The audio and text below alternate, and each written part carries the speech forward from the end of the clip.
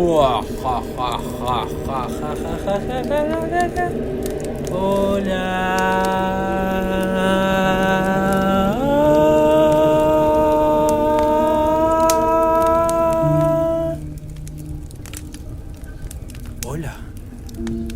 Is anybody out there?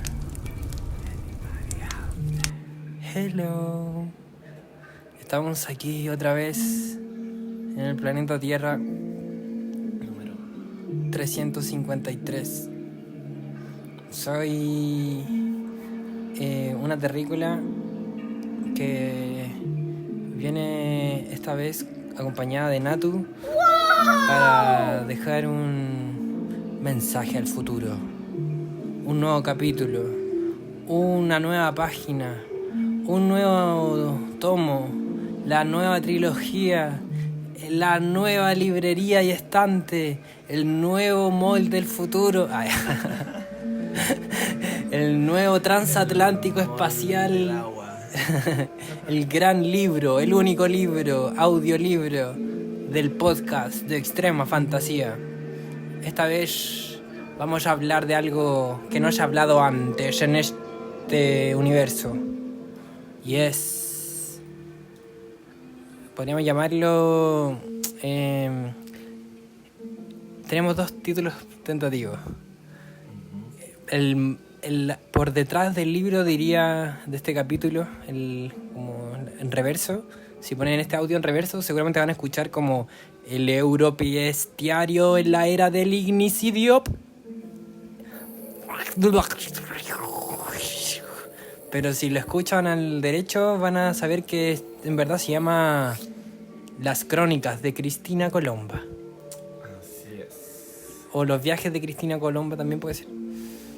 Bueno, ¿cómo estás, Natu? Yo bien, aquí un poco azotada por el calor aquí del verano. Sí, sí. Está como para andar en traje de baño. Ajá. Para todos lados. Sí, En bikini, con la en suerte triquini. de pillarse en un pozoncito de agua como un pajarito. En hexagonokini. Vamos. Tetrahidroquini. Tetrahidroquini. Vamos, sí hay que cambiar las olas del calor de alguna forma. Bueno, hoy día nos compete un estadio del planeta Tierra bastante turbulento. Nuestra fantasía se va a ver involucrada en el más mínimo aspecto con lo que sucede en este territorio llamado Latinoamérica, especialmente el Cono Sur. Desde aquí aquí aterrizamos en nuestra nave espacial y queremos hablar sobre fantasía y ficción como siempre. Se trata de construir mundos ficticios, habitar nuevos mundos, dibujar mapas, dibujar nuevos territorios, imaginar con ustedes, acompañarlos mientras andan en bicicleta, mientras atienden en su trabajo, mientras simplemente se fuman un cigarrito de hierbas del Himalaya y imaginarse lo que quieren imaginarse, y también sobre todo con el propósito de nutrirles con ciencia ficción y fantasía para... Claro, como generar un espacio para poder habitar una fantasía. Sí. Ajá. Story building, world building, biblia ficcional, universo ficcional, son conceptos que se usan en el mundo del arte para referirse a lo mismo que vamos a hacer en este podcast sonoro. Me encanta. Entonces, primero que nada queremos dar como una pincelada grande. Vamos a imaginar un universo ucrónico. Ucrónico significa algo que está en otro tiempo, es como una utopía, pero en vez de topos es cronos, y cronos significa tiempo, y ucronía significa, en palabras simples, algo que ocurrió en el pasado y alteró el futuro y el presente en el que vivimos ahora. Por ende, es ficción.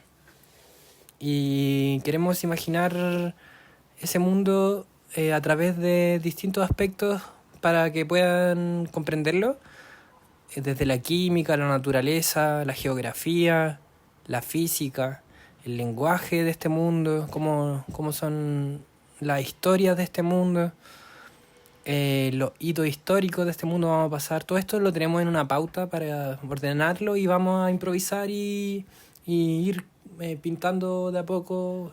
Dilucidando esta línea temporal. Sí, exacto. Y como más mínimo terminar hablando de cosas como mágicas, de sistemas mágicos que inventamos. A ver qué resulta de todo esto. Muajajajaja. Bueno, Natu, ¿te acuerdas que estuvimos pensando en un universo que tenía una química diferente, ¿verdad? Claro, sí. ¿Quieres que lo describa yo un poco y vamos? Ya. Pensamos primero que en este universo, la tabla periódica quizá, o quizás los fenómenos químicos, cómo se manifiestan en este universo paralelo, en este mundo secundario, como diría Tolkien, en este mundo ficticio, se propaga el fuego de una forma inusual. ¿Qué quiere decir? Que el aire combustiona en el presente. ¿Ya? Imagínense que mezclamos un fósforo más la chispa del fósforo que se genera con una lija y el oxígeno, y esto produce en el aire un desencadenamiento del fuego. Como que fueran auroras, como en una habitación, por ejemplo. Ajá, exacto. Al final, pero resulta que imaginamos que... De una forma visual cercana. Pero estamos pensando que esto de química no es averiguamos un poco antes de escribir esto, de que el fuego no tiene moléculas. ¿Ya? Pero este fuego del que estamos hablando, esta química que estamos hablando, sí hay una molécula del fuego. Es un fuego molecular. Es un fuego molecular. Material. Claro, es un fuego que se puede... No es una reacción lumínica de liberación de química, sino más bien es un elemento sintético, material, tangible, físico, que se expresa en este planeta Tierra, llamémoslo por mientras, en este mundo ficticio. ¿Y qué ocurre? ¿Por qué hay una molécula de fuego y antes no había? ¿En qué momento la molécula del fuego apareció? Bueno, lo único que sabemos hasta ahora es que hace algún tiempo atrás, entidades químicas, posiblemente extraterrestres, que parasitarias y milenarias llegaron y coexistieron en el planeta Tierra, llegaron de forma como... De forma oculta. De forma oculta, como, extraña. Y contenida. En un inicio, o quizás no en un inicio, pero probablemente por mucho tiempo no estuvieron develadas. Claro. Son seres hechos de fuego, al fin y al cabo, digamos, estas entidades. Un monstruo hecho de moléculas que se manifiesta igual que el fuego y lo llamamos, Nato y yo se nos ocurrió al mismo tiempo. Lo mencionamos casi con la misma palabra, de hecho sí. Lo llamamos bioflamas. Bioflamas, es como flama de fuego, bio de vida. Bioflamas son estos monstruos de moléculas de fuego. Seres flamantes. Exacto. Estuvimos imaginando cómo se vivían estos seres de moléculas de fuego. ¿Cómo te lo imaginaste? Uh-huh. ¿Cómo los describirías con palabras? Narrándolos. ¿Cómo se mueven? Probablemente el fuego como que conocemos tiene una forma bastante definida igual de propagarse. como que las formas inusuales de propagación del fuego que conocemos como en nuestro mundo siempre están acreditadas como a, no sé, una fuga de gas, quizás, pero si no es por el viento o algo así, más o menos conocemos su forma. Entonces, en este caso, el fuego no solo en su propagación presenta como estas anomalías o formas raras de verse, sino que además en su propia configuración, como viene de moléculas y estructuras, posee cuerpos y una forma más o menos definida. Por ejemplo, una llama quizás tiene una cola que está adosada a otra llama, y en el momento que se empieza a expresar se vuelve evidente quizás en esa primera instancia, pero no olvidando que es una sustancia física. Claro. ¿De qué colores te lo imaginas? Bueno, me lo imagino muy como un poco de ese naranjo que está como en las guitarras. ¿Ya? Más que como el naranjo que está en la luz más amarilla. Ya. Entonces un poco más sombrío quizás. No sé si sombrío es la palabra, pero sí... Más quemado, el color más... Exacto, más, sí. Ya entiendo. Más opaco. Sí. Y quizás algo como especial que resalta a los ojos de quien estudia el fuego o quien controla el fuego es que siempre en su extinción deja un rastro. Como cuando el fuego se apaga y deja cenizas. Claro, pero en este caso también, además del material quemado, el material del fuego mismo también aparece cuando es extinto. Ya. Ajá. Entonces queda una huella. Es un claro. Esqueleto, como un un fósil. Su fósil, su médula, su hueso, su columna su parte vertebral. Inextinguible a través del acto de apagar el fuego. Bacán. Ajá. Ya. Qué entretenido, qué entretenido. Quería seguir con esto. La química, como empezamos con la química. Pero ya, ahora sí. Alquimistas. En este mundo hubieron alquimistas que supieron de la existencia de estos seres de fuego, los bioflamas. Pensamos con Natu al escribirlo, y lo estamos leyendo ahora.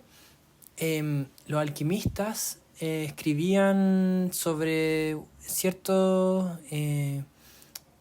como una tabla periódica de los elementos químicos que existían, sin saber que estaban en verdad casi retratando a estos monstruos de fuego.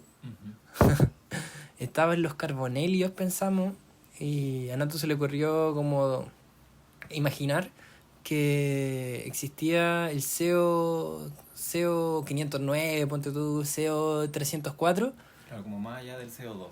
Claro, CO3023. Y lo describimos son como mochilas moleculares de oxígeno. Eso sería más o menos como... Claro, como el CO2, que es el componente que las plantas separan en oxígeno y carbono. Este CO 20.000, si lo llevamos al extremo, sería como, bueno, CO 509, CO 304, para mantener la positividad.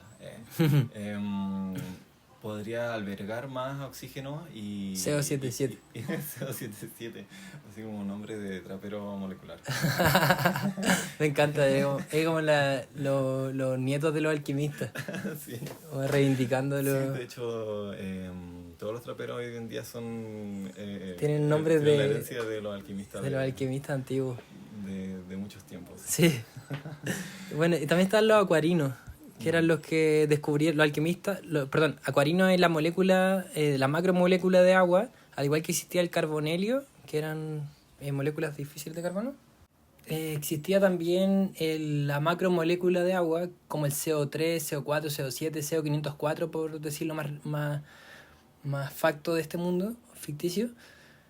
Y bueno, que igual basándose en nuestra química de nuestro mundo.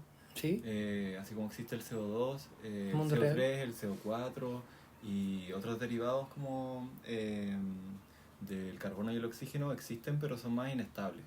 Entonces en este caso se plantean estas macromoléculas en un mundo donde quizás sí agarraron más estabilidad. Claro.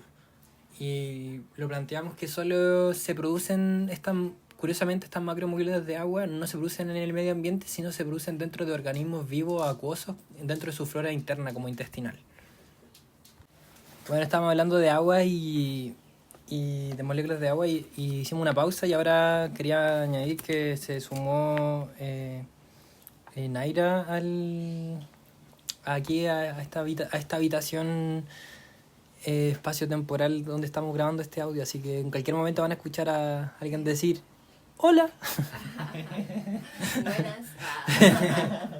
Así que, La variante. sí. Y yo acá que están hablando de agua porque yo soy cáncer full agua. Tengo que ver. Eres como esos traperos que estamos hablando de que tienen nombres de macromoléculas de agua. Exacto. Me servimos para absorber y llorar. Estamos hechos de CO 504. Bueno. Bueno, eso dentro del sistema químico de este mundo, de la química. En resumen, el fuego y el agua, en las moléculas de fuego y las moléculas de agua. No son iguales que el mundo real. Naturalezas. ¿Qué diríamos de la naturaleza? Bueno, en esta naturaleza, primero para comprender quizás el desarrollo de esta naturaleza, tenemos que primero situarnos aquí en nuestro mundo Real. real. Y hablar sobre unos seres vivos que son de los primeros seres vivos del planeta Tierra, que se llaman diatomeas. Las diatomeas son microalgas, son pequeñísimas, tan pequeñas que no son visibles al ojo común. Y al ser microalgas tienen la cualidad o propiedad de hacer fotosíntesis. Estas microalgas no solo son muy antiguas, sino que son muy numerosas. Las diatomeas. Sí, al punto de que se consideran tan importantes como para ser más nombradas como el pulmón del mundo que la Amazonía, que la propia fotosíntesis de los árboles. Son tan presentes que están en nuestro cuerpo humano también. Ahora sí, volviendo al este mundo secundario. En esta naturaleza estarían las megalodiatomeas, que son una especie de seres vivos especies comunes en ese mundo. Derivadas de las diatomeas que poseen un mayor tamaño. O quizás habíamos planteado como ancestralmente existentes. Claro, sí. Como, claro, de la fauna. Las megalodiatomeas siempre han estado y tienen estas mismas cualidades quizás de las diatomeas presentes acá, pero allá tienen algunas diferencias. Claro. En su anatomía se diferencian por el medio en el que están adaptados. Por ejemplo, están las aerofílicas, dijimos, que en resumen son voladoras, las hidrofílicas, que son las diatomeas nadadoras, y las geofílicas, que son las megalodiatomeas, terrestres. Al final, todas estas megalodiatomeas tienen distintos medios de subsistencia. Algunas vuelan, otras nadan, otras son terrestres. Así es. Me imagino como aprovechando de agregarle colores, las voladoras son como estas lámparas que le ponen como vela y vuelan y tienen forma geométrica. Las diatomeas son como células gigantes. Las megalodiatomeas son una macrocélula que tiene su mitocondria seguramente, su núcleo, y funciona. Al estar como tan expuestas por su tamaño, llegan, claro, a ser muy notorias, muy visibles, porque tienen estas formas como geométricas, casi fractálicas. A pesar de que son más transparentes algunas, Claro. igual tienen sus tonalidades, sus tornasoles, Ajá. Como tipo medusa. como Están tipo en el medusas mar. del mar, otras en Como el medusas aire. flotantes, otras quizás como que se van propagando de una forma como geométricamente muy particular o... Claro, y curiosamente habíamos dicho que las megalodiatomeas son precisamente estos macroorganismos celulares que dentro de su flora intestinal o flora nuclear, flora celular, tienen adentro las macromoléculas de agua que dijimos que los alquimistas descubrieron hace un tiempo atrás, de que el CO333 son las que se generan dentro del organismo de las diatomeas. Y de hecho se comportan muy parecido a las diatomeas y a las células del mundo real que conocemos, porque generan un proceso natural que se llama homeostasis. Ajá. Que es el equilibrio de los... del cuerpo interno y el cuerpo externo, donde... El intercambio es a donde través de la transita membrana celular. La célula, pero en para- este caso esta megalodiatomea sería como una célula del planeta.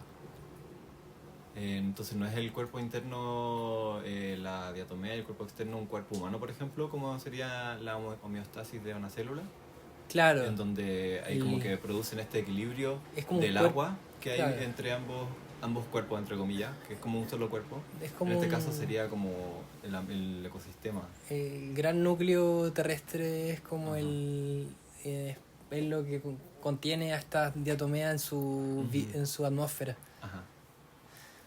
Genial. Pensamos que, hablando de naturaleza, no sé si sea bueno al tiro hablar de la geografía un poco, o lo guardamos para más adelante. Ujú.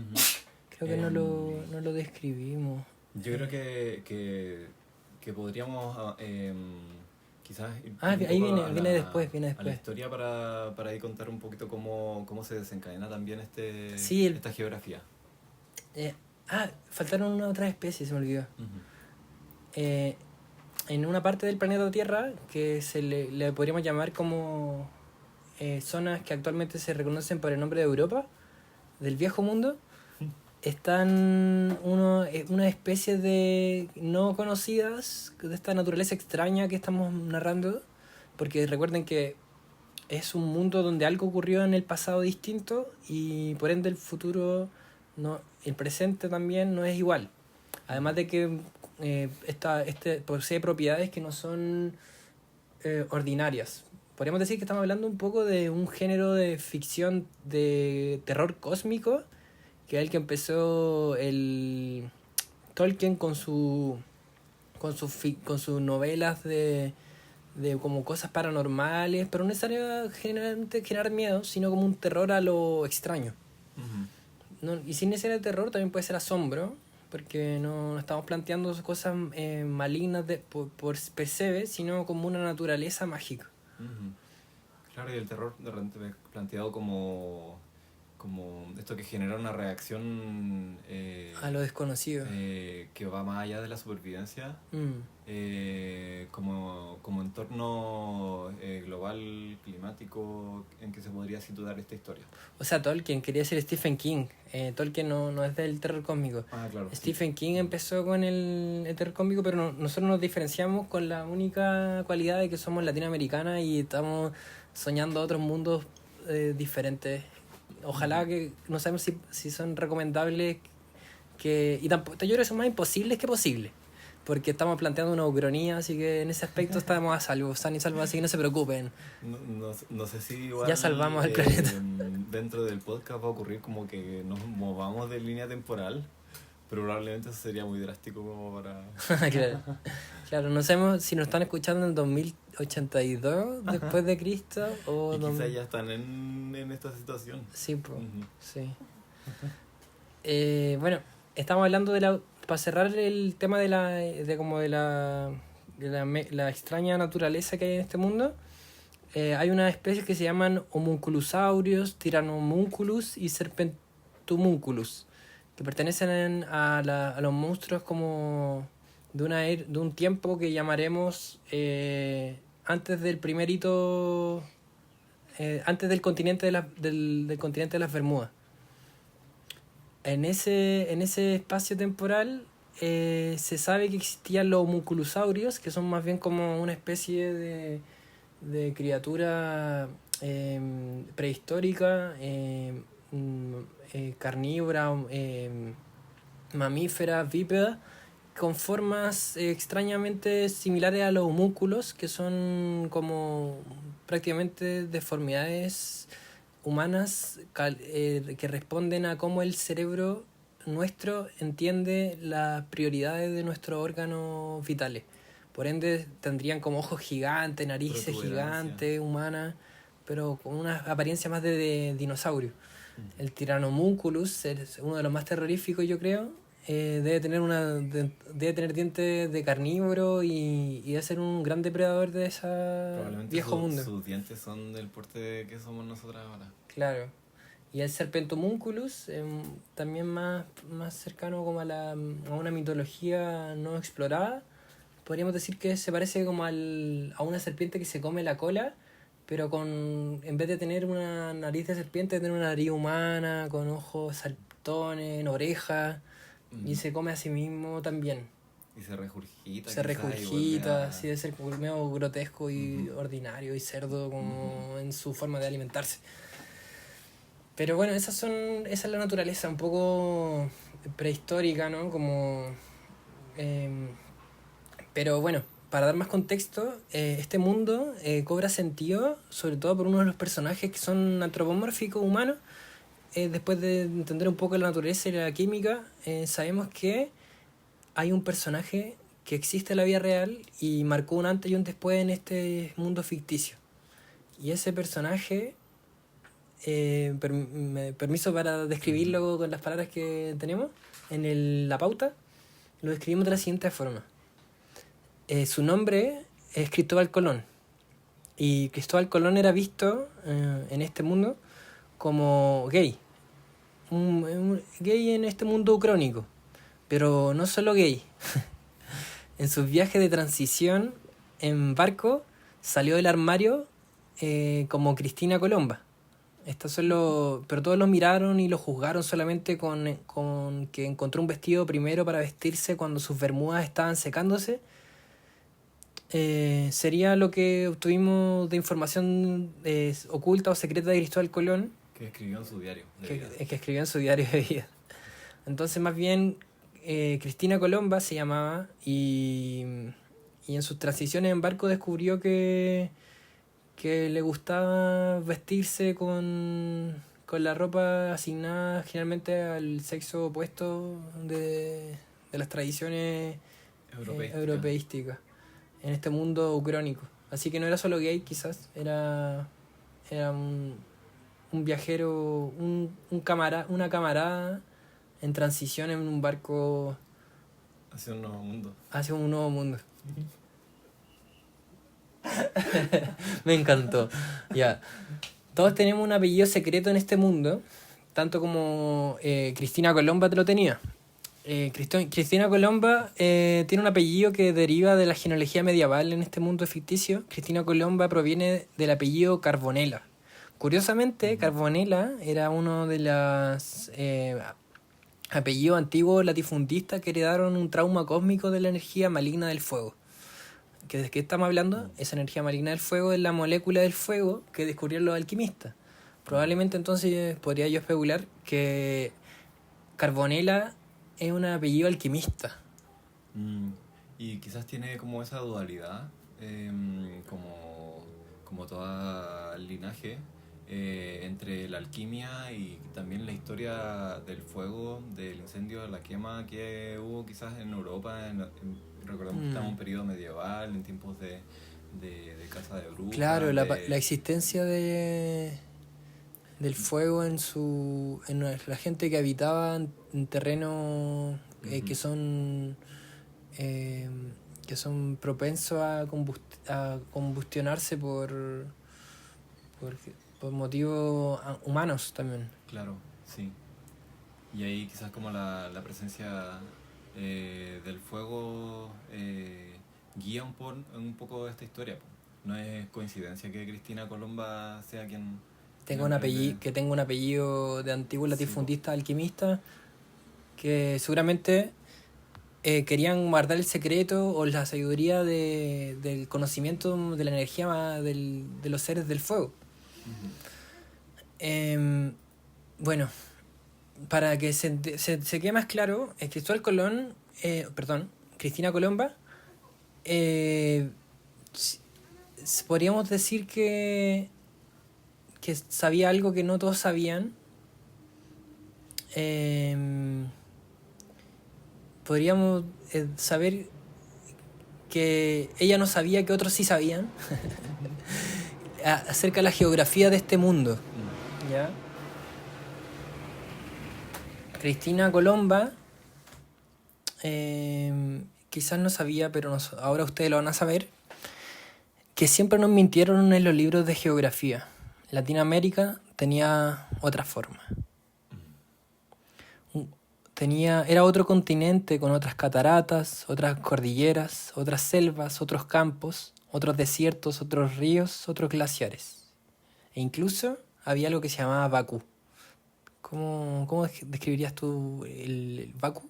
El Baku es un elemento, digamos así como está el fuego, que es de tierra, vapor y la temperatura apta para la vida.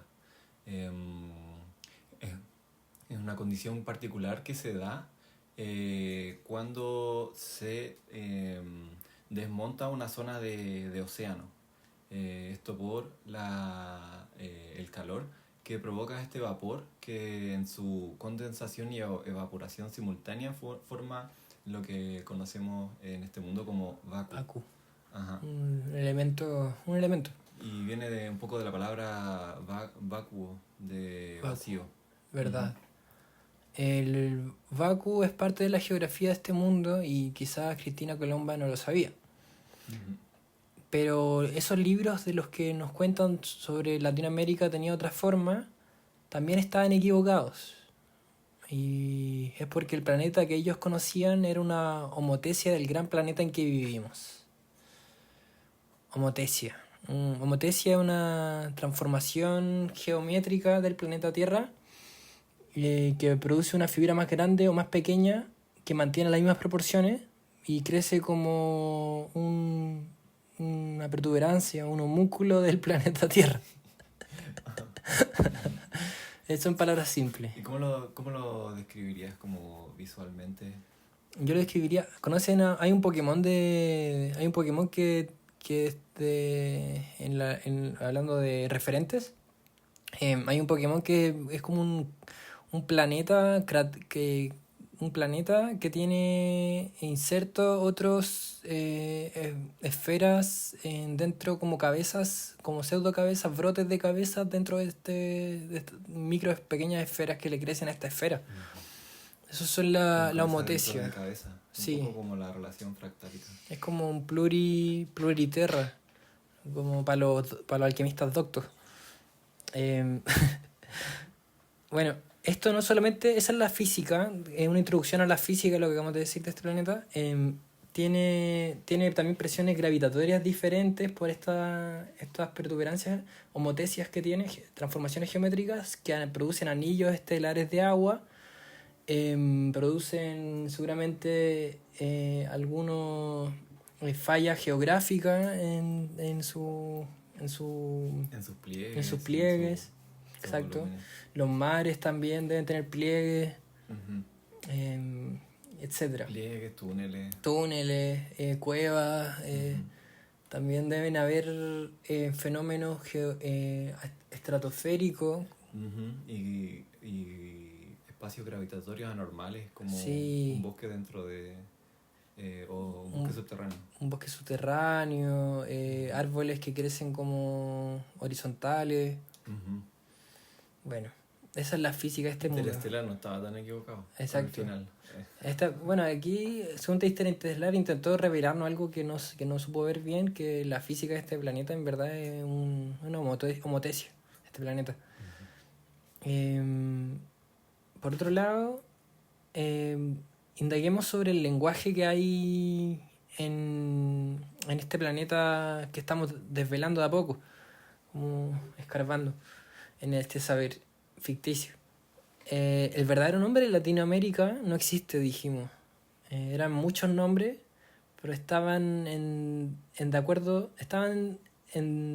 desacuerdo en muchas cosas, pero en algo sí estaban en acuerdo. Había una palabra que es Yanán en Latinoamérica, o lo que conocemos como Latinoamérica en el mundo real. La palabra Yanán significaba algo más grande que la Pachamama. Como un gran manto, un gran gracias, un gran nanay, me imagino. Yanán es parte del lenguaje que existió en este territorio. Esto también se ve reflejado en la diferencia que se estipulaba desde los viajes de mercaderes y mercenarios en busca de quizás nuevas rutas para producir, encontrar recursos naturales para su civilización, ¿no? Estamos hablando un poco de la historia de Europa, pero en este mundo ocurrieron una historia diferente. Hubieron 3 hitos que marcaron la historia por otro rumbo. Hablamos de Ucronía por eso, que es algo que ocurrió en el tiempo diferente de la historia, de la vida real, y hizo que nuestro presente no sea el mismo que antes. Un presente paralelo. Y hubo un hito gatillante. El primer hito. El continente de las Bermudas, le llamamos. ¿Lo quieres leer tú? Ya. Si Cristóbal Colón, esto en su viaje, hubiese puesto sus bermudas a secar al sol a las 11 a.m. hacia el norte en dirección a la famosa constelación de Aries, él, norte de su... ¿Brújula? De su múnculo. Ah, de su múnculo. De su noción de planeta exacto, Tierra. Sí. Sí. De su casa, digamos. Claro. En dirección a la famosa constelación de Aries. Entonces, si hubiese puesto sus bermudas a secar a esa hora, en ese lugar, en esa dirección, él hubiese dirigido su mirada hacia la nube cumulonimbus que se aproximaba, por lo cual decidió llevar el barco colonizador a otro rumbo, tomando otra ruta, produciendo que Latinoamérica no hubiese sido conquistado, ni tampoco convertido en un futuro en el cual es una supremacía mundial, sino más bien el planeta hubiese sucumbido en una línea temporal donde la humanidad entendería algo que nunca entendió: la magia de Yanán. Precisamente esa palabra que había en común en Latinoamérica. Algo representaba un poco esto del manto, gracias y nanay.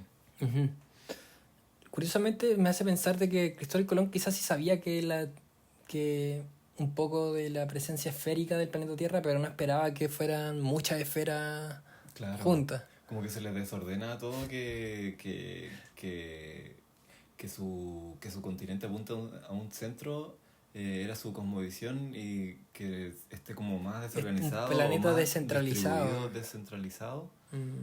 Geográficamente hablando. Le chocaba mucho igual. Sí, o sea, para pensar de que eran el centro del universo en algún contexto histórico, la Tierra, el terraplanismo, el antropocentrismo era quizá una forma valiente de intentar comprender que la Tierra no era una esfera ni era plana, sino más bien era una homotesia. Bueno, las Bermudas de Cristina Colomba eran blancas con corazones rojos. Ya ocupaba bermudas con corazones rojos. Cuando Cristina Colomba dijo que vayamos en esa dirección, apuntando vergonzosamente en la dirección opuesta a sus bermudas para no caer en ridiculización frente a sus camaradas, alguien le respondió así con un tono como: «Hey, ¿cómo no te diste cuenta? ¿Te refieres a que vamos a Abya Yala?». Y Y eso ocurrió porque ya habían mestizos en aquel continente y en barco, sabían que ya conocían eso, o sea, mestizos ya habían y había conexión entre Abya Yala y Europa, porque era el terreno, era un planeta más o menos, es como se plegaba el planeta Tierra, seguramente Abya Yala estaba más cerca de lo que creían, por las protuberancias del planeta Tierra. Entonces se acerca una corriente de agua que lo lleva a un vórtice, ¿ya? Esto en consecuencia de las Bermudas. De la decisión que tomó Cristina Colomba al tratar de no avergonzarse frente a sus cámaras con las Bermudas. Pero creo que falta aquí aclarar de que en Europa estaba el concepto de homúnculo, creo que si mal no recuerdo, también un concepto alquimista, que es del estudio de cómo creemos que el cerebro, quizás más contemporáneo, pero en este mundo los alquimistas ya tenían conciencia de eso y quizás tenían un poco más conciencia que Cristina Colomba respecto a la geografía del planeta Tierra, y por eso siempre había una metáfora como de que el planeta era un homúnculo también, como que tenía esta asociación. Así, esta como mutancia respecto a una figura geométrica sólida, platónica, simple como una esfera.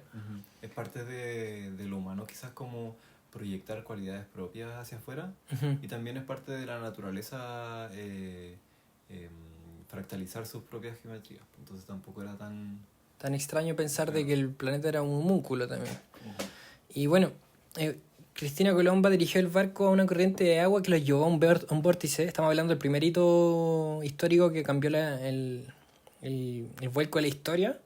Pero prácticamente esto lo llevó al llamado Iris, este vórtice. Por ahí cae el barco en un torbellino y se va bajo el agua y atraviesa un pliegue geométrico el planeta y termina prácticamente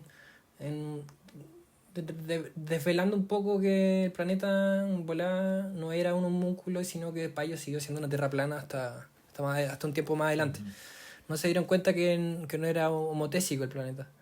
Ese fue el primer hito que cambió. El continente de las Bermudas no fue... Aparte que igual se iba con la idea de que el mundo tenía un fin. Como que era un cuadrado casi, y que en un punto se iba a caer, pero lo que se cayó fue a un iris, como algo circular. Claro, al final este hito histórico evitó que descubrieran por parte de Cristina Colomba el continente llamado de las Bermudas, porque fueron las Bermudas de Cristina Colomba las que evitaron que fuese descubierto. Pero ahí no termina la historia. Hubo un segundo hito histórico llamado la Revolución del Carbón Industrial. A pesar de que no recibieron recursos para explotar desde Latinoamérica, los europeos decidieron explotar sus propias tierras. Esto, en vez de buscar formas de relacionarse consigo mismo y la naturaleza, crearon una revolución carbono industrial, donde el carbón primó como un primer recurso para una sociedad moderna casi, el inicio de la sociedad moderna, y el carbón como protagonista de material. Ese fue el segundo hito que pegó de forma distinta en la historia, porque generalmente se explotaban recursos de Latinoamérica y quizás había más variedad, porque tenían más alcance y para su voracidad. En este contexto donde es su propia tierra la explotada, quizás al darse cuenta de que no son infinitos ni los recursos ni las tierras, tienen que recurrir a la quema del material para subsistir. Por eso como que esta revolución carbono industrial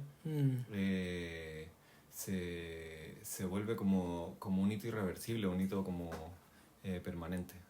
Claro, y me imagino que era tan importante el carbón porque no solo hervía el agua, también hacía funcionar máquinas, todo muy, muy retro, pero al mismo tiempo futurista, porque el carbono les permitió avanzar como una sociedad de masas casi.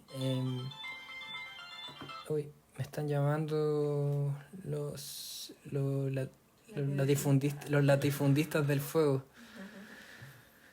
No, en esta época no existe la PDI. Existe solamente los traperos de alquimistas con nombres de CO17. Bueno, siguiendo el hilo. Estaba hablando de la revolución carbón industrial. Yo quería como añadir un pequeño comentario de esta época. Yo creo que fue muy importante también que conservaran los con apellidos de alquimistas en este momento de la historia, porque al tener el conocimiento de los seres del fuego, quizás sí eran conscientes del daño que le iba a provocar a su ecosistema el dominio de otro ser, de otra especie, porque el fuego como ser vivo, aunque sea extraterrestre, puede comportarse de forma parasitaria. Prácticamente ya le spoileamos el comienzo de que la química en este mundo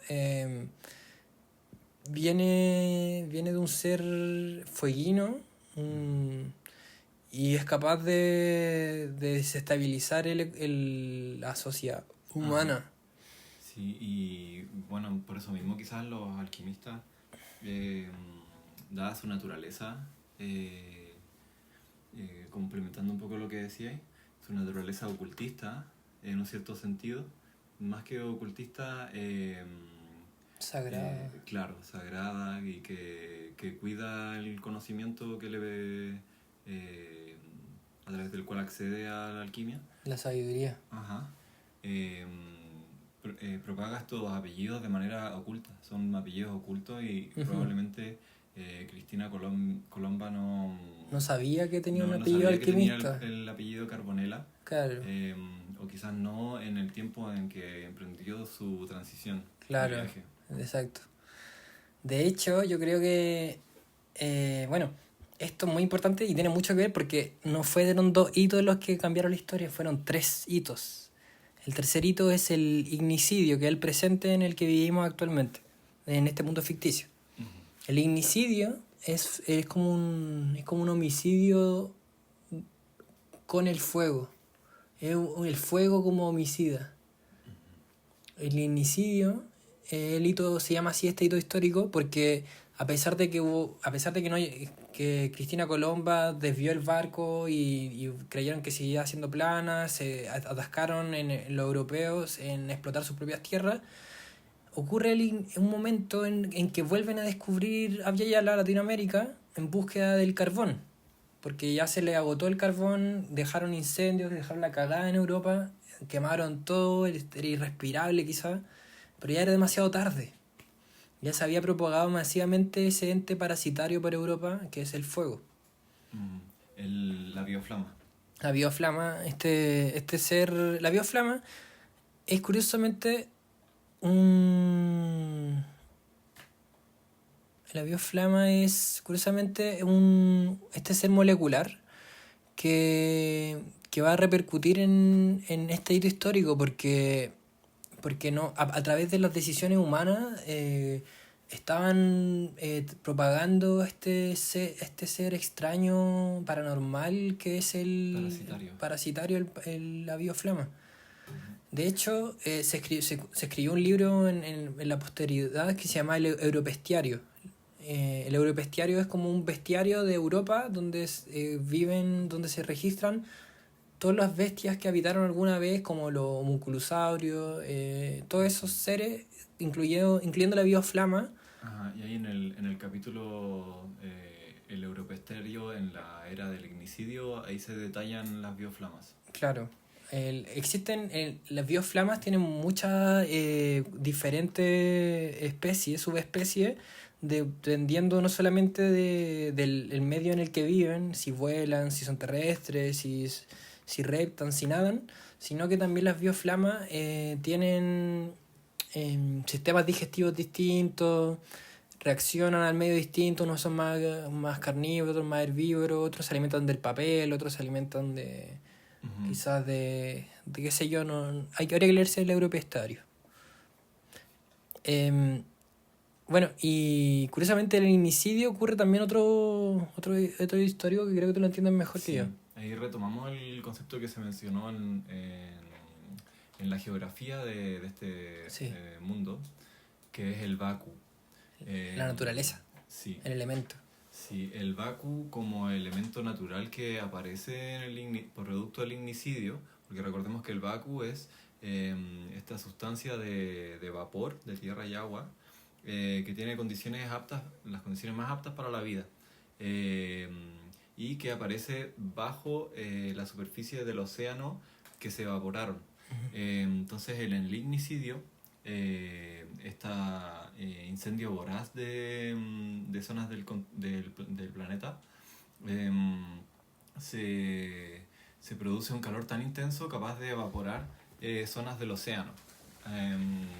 Y ahí es donde aparece el Baku, y el Baku tiene esta doble cualidad, que es esta aparición natural, de velación natural, pero a la vez como el Baku es un elemento democratizante dentro de las distintas sociedades que había en el planeta, porque el mismo Baku devela una nueva concepción de la geografía. En específico, en el Baku donde se ven por primera vez ya estas megalodiatomeas de manera en su gestación, y indicios de sociedades más antiguas a las que estaban en ese momento en la superficie. Claro. Al final es cuando el Baku deja de ser un conocimiento alquimista y se vuelve un conocimiento científico y democratizado para la población, al darse cuenta de que la magia está al alcance de sus manos. Ya sabemos que el Baku es un elemento tierra-vapor, temperatura apta para la vida, relacionado con el vacío, va apareciendo por donde se va evaporando el agua, y bueno. Y ahí es donde aparecen seres acuáticos que antes no. En específico, no es que siempre estuvieron bajo el agua, sino que al formarse este Baku de vapor, estos vacíos de superficie fueron posibles los las megalodiatomeas. El Baku al final es más que un poder mágico que tienen los seres humanos, es un elemento de la naturaleza, como tanto lo es el agua, como tanto el fuego, el carbonelio, etc. El presente ya lo sabemos. Vuelven a descubrir Latinoamérica en busca del carbón, pero no fue tan simple, porque Abya Yala, al ver cómo este gran imperio carbonífero, en búsqueda de su fuente primordial de energía para su industria, el ignicidio, hace resistencia y tiene otra concepción del fuego. El eslogan que tienen la resistencia frente a la llegada a la destrucción que se precipitaba con tanto por los humanos como por los bioflamantes que llegaban a Abya Yala, es que le hicieron resistencia y tenían un eslogan que se llama "Nadie se salva solo", ¿ya? Que es como decir, es como un eslogan de los trabajadores que se desempeñaban en este presente ficticio.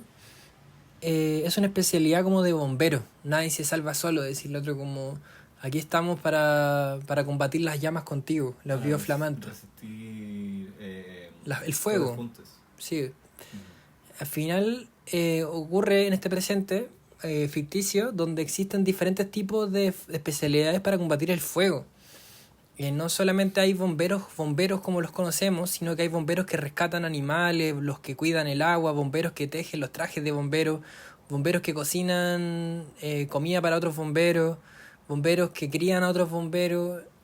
Al final hay muchas formas de de oficios, especialidades de bomberos en un mundo que está amenazado por el fuego. Y que llega en un punto a llegar a la catástrofe, instalada como casi colapso. Un apocalipsis casi. Ajá. Y ya el presente es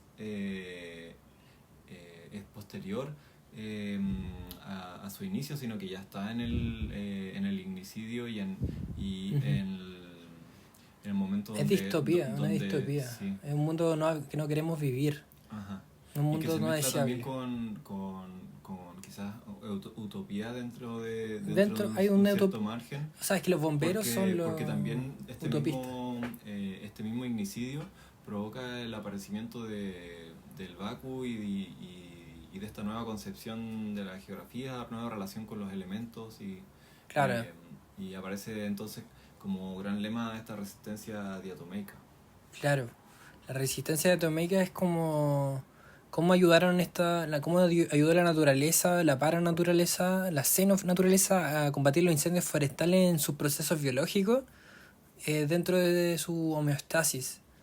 O sea, las diatomeas ocurre que en su proceso de combatir el fuego separan las moléculas del fuego dentro de su cuerpo y las extinguen. O sea, al final se comen a los bioflamantes y lo descomponen para apagar el fuego.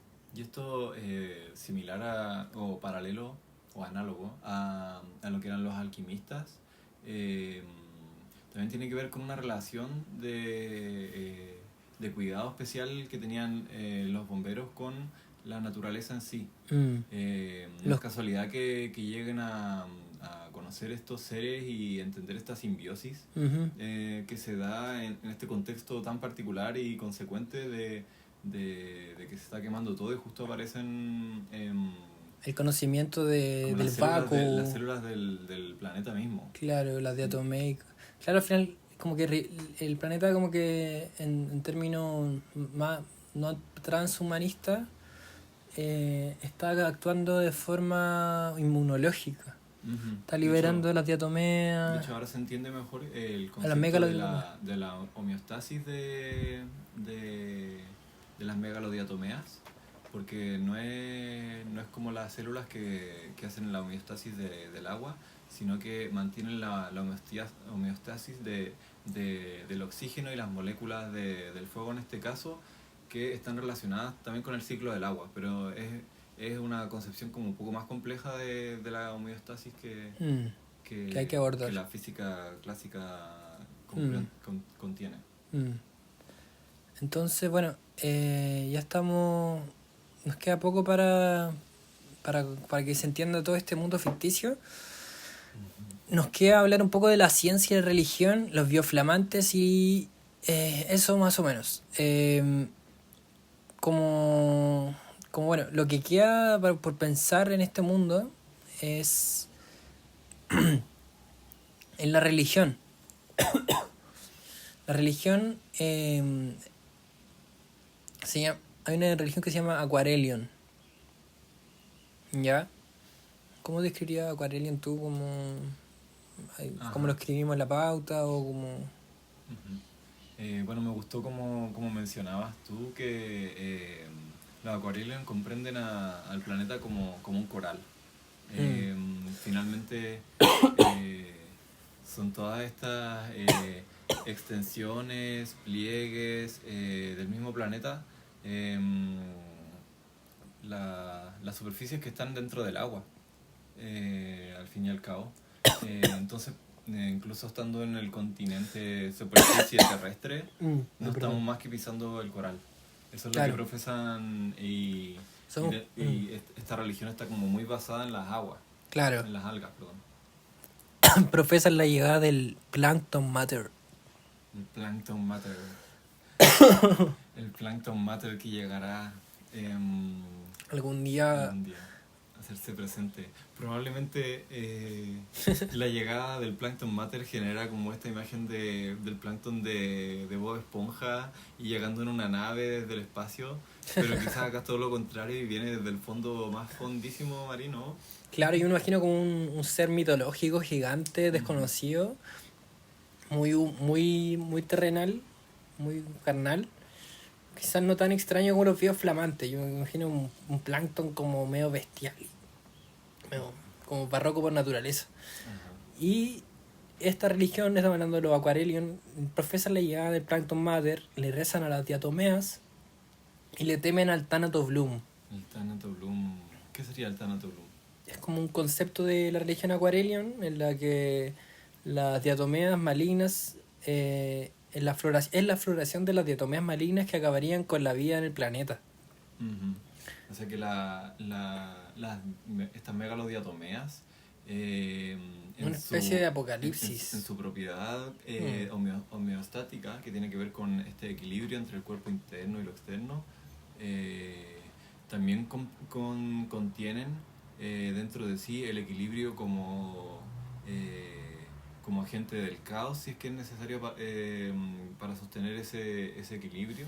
Y en ese sentido las megalodiatomeas malignas son una parte de su desviación como natural. Claro, en resumen Thanatos Bloom es como le llaman a la gran catástrofe. Thanatos que es, se convoca desde adentro. claro, Bloom es floración y Thanatos muerte, y lo llaman Thanatos Bloom a las diatomeas malignas que acabarían con la vida en el planeta. ¿Ya? Como la floración de las diatomeas malignas sería como las que propagan, las que no combaten a los bioflamantes, ¿no? Como es las que producen la muerte y la destrucción de las otras especies. De las especies como Más allá de lo secundaria, claro. Pensando en primario como algo más elemental. Claro. Pero también tenemos otro concepto más bello que de esta religión, que es el Ero Bloom, que es el Bloom, como dijimos, es floración, y Ero es como la vida, el amor, la paz. El Ero Bloom es cómo propagan las diatomeas en el planeta Tierra la paz, el amor y la vida. En ese aspecto la religión tiene bien claro el bien y el mal en sus propios conceptos en este mundo ficticio. Más allá del bien y el mal es como la utopía y el apocalipsis. Es como el mundo ideal y el mundo terrible. Ajá. Como... Y que se puede desencadenar de un momento a otro una como implosión de ambas. Claro. Y ahí también están los Aerobloomers, que son los preservadores de las corrientes, son los agentes que preservan el oxígeno para el bienestar de las diatomeas, son los que cuidan los anillos vitales del agua, son los guardianes de las diatomeas. Al fin y al cabo pueden ser humanos, yo creo, que los Aerobloomers que llevan la religión del Aquarelion a terreno, a la práctica y terminan predicando el Thanatos Bloom y el Ero Bloom, allá si estamos de acuerdo o no con esos términos. Ajá. Al final son los religiosos, ¿verdad? Son el rol del religioso por excelencia que practica el Aquarelion. Y que toma este rol como de agente homeostático, como de ayudar en este equilibrio que a las diatomeas, a las megalodiatomeas. Sí. Claro. Pero este mundo no es solamente religión, también hay seres que naturalmente van a desestabilizar lo que entendemos por naturaleza, y son estas xenonaturaleza, estos monstruos extraterrestres que vienen con forma de moléculas de fuego y apariencia lumínica a hacernos creer que el fuego es fuego, pero en verdad es el reino del fuego vivo. Son criaturas hechas de moléculas de fuego, y fuego hecho con moléculas más complejas que las del fuego tradicional. Cada vez son criaturas más complejas, hechas de fuego, monstruos, bestias gigantes, bestias terroríficas con apariencias flamantes. Con cuerpos y... Sí, robustos, algunos más grotescos, algunos más gore, más asquerosos, más terrorífico. El fuego en toda su diversidad de especies del reino del fuego vivo. Y perdonando el chiste negro, pero esto no es un fuego que abraza. No, este es un fuego depredador. Uh-huh. Es un fuego depredador que viene a parasitar el planeta Tierra y a hacer un desequilibrio hemostásico. Y eso, o sea, no hay nada más. La causa de esta extrañeza no se sabe por qué llegaron con estos monstruos extraterrestres a casi lo que diría la religión Aquarelion, a acabar con la vida en el planeta Tierra. ¿Ya? Pero en palabras de buena fe, Aquarelion nos diría, la religión, que hay que propagar la vida, el amor y la paz en el planeta Tierra. Y eso se hace con la floración de las megalodiatomeas. O sea, hay que cuidar a las megalodiatomeas, son el pulmón. Son el pulmón y el equilibrio del planeta, su sistema inmune, todo. Sí. Uh-huh. Es una cosa que además hay que... son muy bellas. Sí, o sea, es un facto. Sí. La ciencia nos enseñó a usar las diatomeas para combatir los incendios también, ¿cachai? La industria carbonífera nos hizo creer que teníamos que quemarlo todo, pero no, hay que combatir los incendios también. Las diatomeas son un pilar muy fuerte para este presente distópico y ficticio.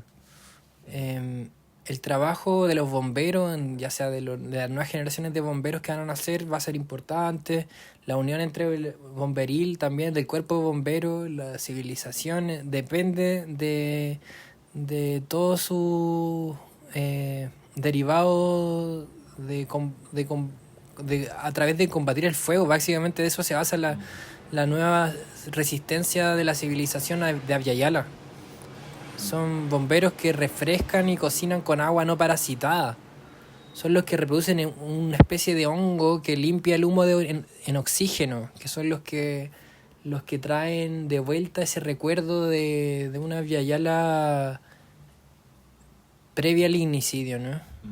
En esta época donde el homicidio como fuego, el fuego como homicidio, se ve en este conflicto, ¿no? Que no, por más que no planteemos la solución, igual están los bomberos que dan utopistas, sí, los que transportan un poco la idea de que a través de la religión, que quizás que ya lo sabían los alquimistas europeos, quizás, pero... Claro, y que tampoco hay que olvidar que la verdadera forma de Latinoamérica es la que conocemos acá. Uh-huh. No hay que olvidar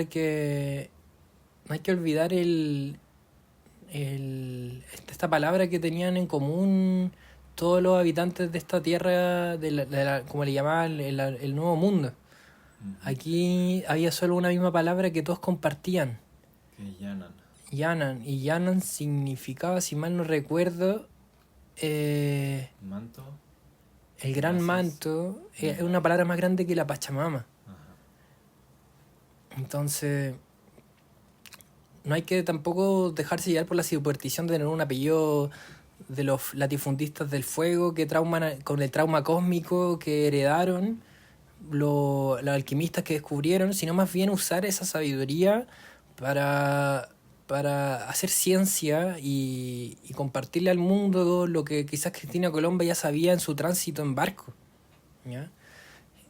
Como dijimos al principio, los libros también estaban equivocados.